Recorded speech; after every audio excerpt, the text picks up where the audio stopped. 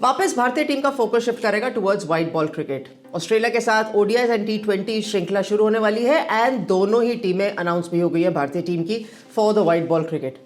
पर वहां जाने से पहले मैं आपसे खुद एक सवाल पूछना चाहती हूँ, कितना समय आपको लगता है कि एक भारतीय खिलाड़ी को मिलना चाहिए to cement their place in the Indian team? Matches, years, कैसे आप मापेंगे? हरलीन देओल एक ऐसी प्लेयर है, क्योंकि सवाल उन पे जरूर आएगा थोड़ी देर में कि Harleen Deol, has she been able to cement her place in the Indian team? Yes, in the Indian 15। What about Indian 11? और इसमें उनकी कोई गलती नहीं है। She is a class player, domestic cricket में रन्स करती हुई। इनफैक्ट लास्ट 3 सीजन उन्होंने बहुत अच्छी तरीके से कंसिस्टेंसी दिखाते हुए रन्स किए, विकेट्स लिए, both in the T20 and one day format for her domestic side. लेकिन जब इंटरनेशनल क्रिकेट खेलती है तो लास्ट मैच इनफैक्ट जब खेली थी ना, 77 किए थे उन्होंने। भारतीय टीम ने वो मैच टाई किया था बांग्लादेश के विरुद्ध। इनफैक्ट बहुत छोटे करियर के अंदर 250 है हरलीन देओल के पास। पर क्या उनकी जगह इन द प्लेइंग 11 सर्टेन है?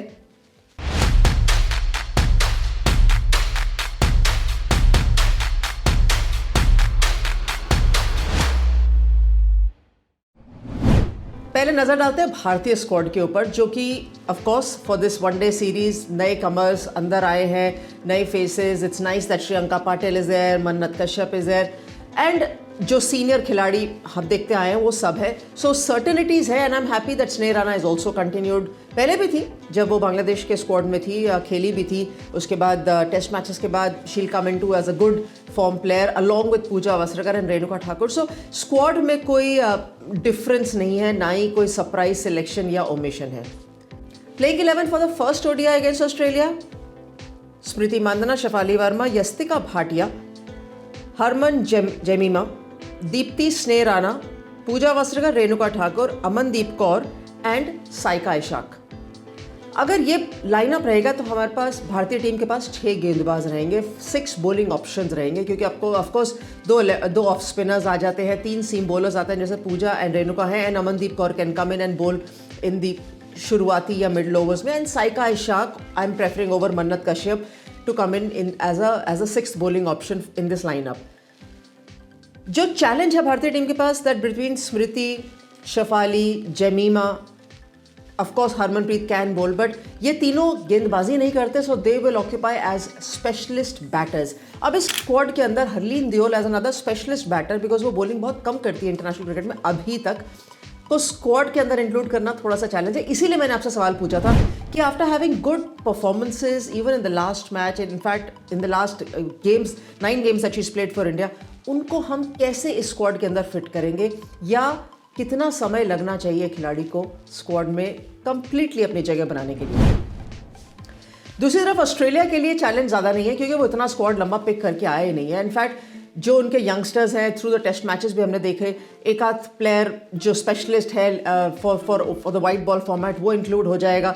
जेस जॉनसन पिछली श्रृंखला जो ऑस्ट्रेलिया टीम वेस्ट इंडीज़ के विरुद्ध खेली थी नहीं उस टीम के अंदर, सो वो इंक्लूडेड है। लेकिन फॉर मी, अगर ऑस्ट्रेलिया खिलाएगा of course with so many bowling options, I feel that they might go in with Alyssa Healy, Beth Mooney, Tahlia McGrath, Ellyse Perry, Annabel Sutherland, Ash Gardner, Darcie Brown, Megan Schutt, Kim Garth, Phoebe Litchfield, and एक tossup रहेगा between Georgia Wareham and Alana King. So अगर इस तरीके से जाएंगे तो of course इनके पास bowling option से बहुत है। अगर आप किसी एक सीम बॉलर को बाहर बैठा भी देंगे, चाहे आप मेगन शूट को बैठा दीजिए या किम गार्थ को बैठा, वैसे किम गार्थ बैठेंगे नहीं, पिछले सीरीज़ में प्लेयर ऑफ द सीरीज़ थी अगेंस्ट वेस्ट इंडीज़, तो कोई भी आप बाहर बैठा दीजिए, इनके कॉम्बिनेशन में फ़र्क नहीं पड़ेगा। वेरहैम और अलाना किंग दोनों भी खेल जाएंगे तो भी फ़र्क नहीं पड़ेगा, क्योंकि जो कंसिस्टेंसी ऑस्ट्रेलिया ने दिखाई है ना against India over the years, it's been absolutely brilliant. 2021 में जब लास्ट इंडिया ऑस्ट्रेलिया टूर कर रहा था तो वहाँ पर ऑफकोर्स टी20 श्रृंखला, तो टेस्ट मैच के बाद सीधा वनडेज खेली थी भारतीय टीम और वो 2-1 से ऑस्ट्रेलिया जीती थी। उसके पहले 2018 में ऑस्ट्रेलिया ने इंडिया में टूर किया था, वडोदरा में 3 मैचेस थे और वहाँ पर 3-0 जीती थी ऑस्ट्रेलिया। और उससे थोड़ा सा और पीछे चले जाएंगे तो 2016 में ऑस्ट्रेलिया और इंडिया जब आमने सामने हुए थे तो 2-1 से फिर ऑस्ट्रेलिया जीती थी। So of course the domination of Australian cricket has been there India के ऊपर। टेस्ट मैच, दैट्स वाई हम इतना अच्छी तरीके से सेलिब्रेट कर रहे थे। And Alyssa Healy, she averages 49 against India in India, शतक भी लगाया था 133, और ये वही सीरीज जो वडोदरा में बात कर रही हूँ वहीं लगाया था। अलीसा हीली बिल्कुल तैयार होंगी अनलीश करने के लिए, क्योंकि टेस्ट मैच हारना एक बहुत बड़ी हार है या हमारे भारतीय टीम के लिए तो ऑफकोर्स एक अच्छी जीत है, लेकिन ऑस्ट्रेलिया कोई भी मैच हो या किसी भी कंट्री के अगेंस्ट हो, कोई भी फॉर्मेट हो, उसको बहुत सीरियसली लेता है। सो इसलिए जब वो वनडे खेलने आएंगे तो मुझे कोई डाउट नहीं है कि उनका जो प्रहार रहेगा वो बिल्कुल ऐसा रहेगा दैट क्रश द ऑपोजिशन, और उसी तरीके से आएंगे। But that's absolutely fine. Australia India आने से पहले वेस्ट इंडीज से श्रृंखला खेला था, 2-0 से जीता था।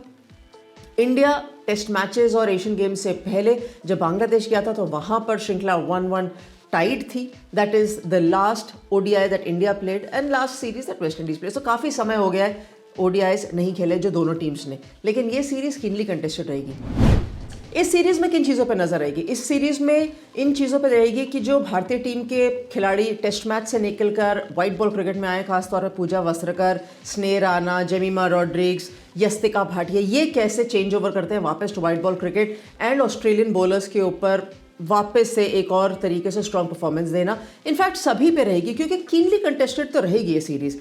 ना तो ये वन साइडेड होएगी, ना ही ये बहुत सिंपल डिसीजन होगा, रहेगी तो बहुत कीनली कंटेस्टेड। दूसरी तरफ Australia with younger players in Wareham, younger players in Phoebe Litchfield, वो इस तरीके से देखना चाहेगा दैट्स एनेबल सदरलैंड जो इस लाइनअप के अंदर आएंगे कि ये कैसे अडेप्ट करते हैं। They are more tuned to playing white ball cricket, और अभी हाल ही के अंदर WBBL भी खेल कर आए हैं, लेकिन ये कैसे अडेप्ट करते हैं।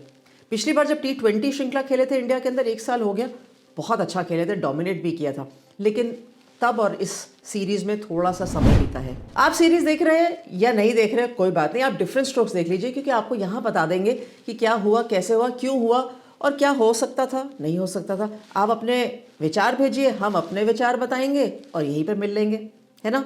Thanks very much for watching different strokes.